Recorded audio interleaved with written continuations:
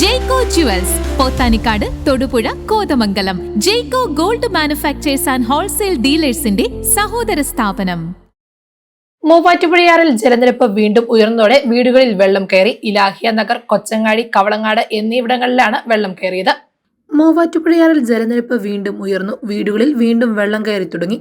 മൂവാറ്റുപുഴ നഗരത്തിലെ ഇലാഹിയ നഗർ, കൊച്ചങ്ങാടി എന്നിവിടങ്ങളിലാണ് തിങ്കളാഴ്ച രാവിലെ 5 വെള്ളം കയറിയത്. മൂവാറ്റുപുഴയാറിലെ ജലനിരപ്പ് ഉയർന്നതാണ് വെള്ളം ഉയരുന്നതിന് കാരണമായത്. മൂവാറ്റുപുഴയിലും പരിസര പ്രദേശങ്ങളിലും രാത്രി പെയ്ത കനത്ത മഴയും ഇടുക്കിയിൽ നിന്നുള്ള വെള്ളത്തിന്റെ വരവും വർദ്ധിച്ചതാണ് ജലനിരപ്പ് ഉയരുന്നതിന് കാരണമായത്. മലങ്കര ഡാമിന്റെ 6 ഷട്ടറുകളിൽ 5 ഷട്ടറുകളാണ് 50 സെന്റിമീറ്റർ വീതം ഉയർത്തിയിരിക്കുന്നത്. മൂവാറ്റുപുഴ ആറിന് പുറമെ കാളിയാറിൽ നിന്നുള്ള വെള്ളത്തിന്റെ അളവും കൂടുതലാണ്. കൊച്ചങ്ങാടിയിലെ നിരവധി വീടുകളിലാണ് വെള്ളം കയറിയിരിക്കുന്നത്.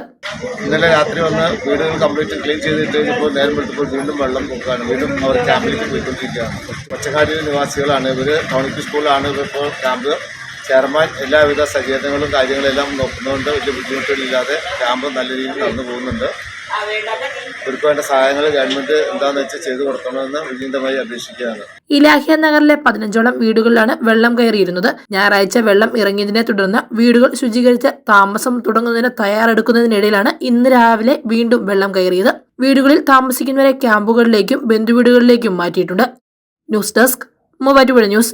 നേത്ര സംരക്ഷണത്തിന് നമ്മുടെ അഹല്യ ഫൗണ്ടേഷൻ ഐ ഹോസ്പിറ്റൽ, കേരളത്തിൽ എല്ലായിടത്തും.